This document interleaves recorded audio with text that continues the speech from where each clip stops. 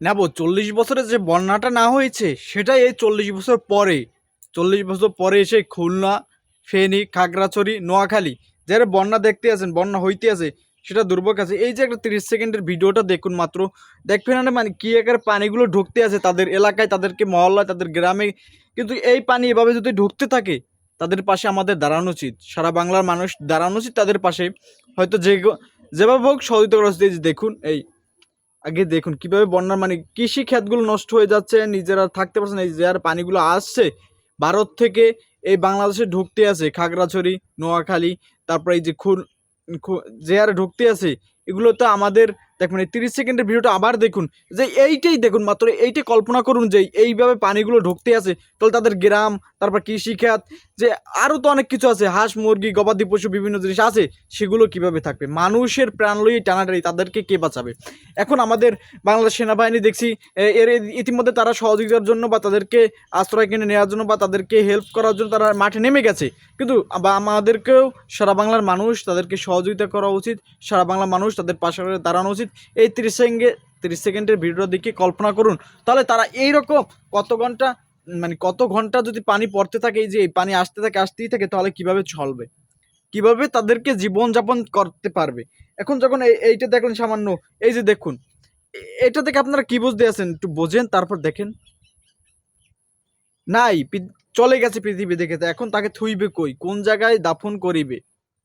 দেখেন কল্পনার বাইরে এরকম অনেক কাহিনী আছে বা এরকম অনেক কিছু হয়ে যাচ্ছে। এখন তাদের পাশে দাঁড়ানো উচিত। আবার আর একটা ভিডিও যদি আপনাদের একটু দেখাই, যে কিভাবে পানিগুলো ওই লোকালয় বা তাদের গ্রাম বা তাদের মহল্লাগুলো ঢুকতে আছে। এই যে দেখুন, এই যে এই যে ঢুকতে আছে এই পানিগুলো, এই যে এইভাবে যদি পাহাড় ভেঙে বা যে কোনো জায়গা থেকে ভাই যদি পানিগুলো আসতে থাকে, তাহলে তারা কিভাবে সুস্থভাবে জীবনযাপন করবে?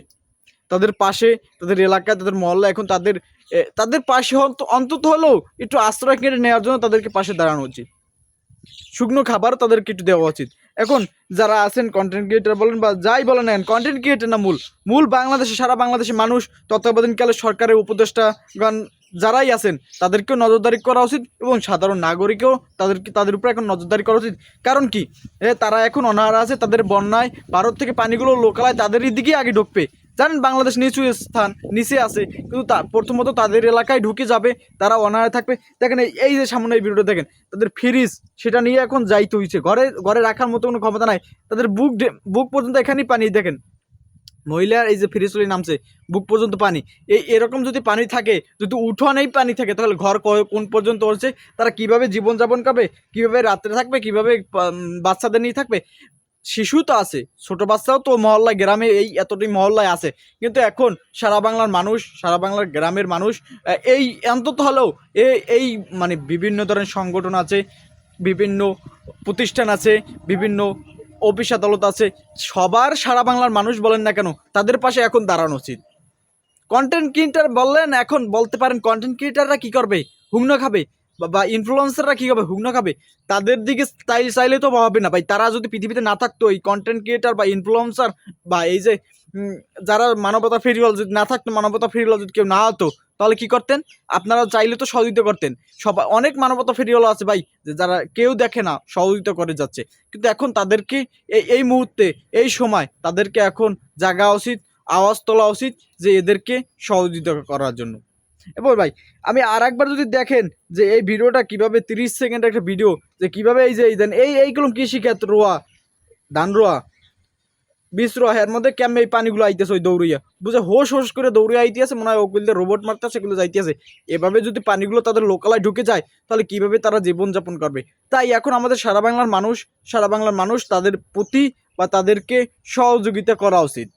কারণ তাদের পাশে অন্তত একটু দাঁড়ানো উচিত, তাদের অন্তত একটু ভাই, দিন শেষে বিপদের সময় যে পাশে থাকবে সেই হইলো আসল বন্ধু। এখন তাদেরকে সারা বাংলা মানুষ যদি অন্তত ভাই তাদের পাশে একটু দাঁড়ান। আপনি প্রবাসী, আপনি কৃষক, ভাই কারো হাতে টাকা দেওয়ার দরকার নাই, বাংলাদেশ সেনাবাহিনী অন্তত মাঠে আছে, তাদের সাথে বিভিন্নভাবে যোগাযোগ করুন, বিভিন্নভাবে সহযোগিতা, আপনি যেখানে থাকুন না সেখানে বসে সহযোগিতার করার চেষ্টা করুন। অন্তত দেখুন, এই যে এই লোকালয় 30 সেকেন্ডের একটা ভিডিওতেই কীভাবে পানিগুলো ঢুকে গেছে। আবার দেখলেন সে পৃথিবী থেকে চলে গেছে, এখন তাকে রাখবে কোথায়?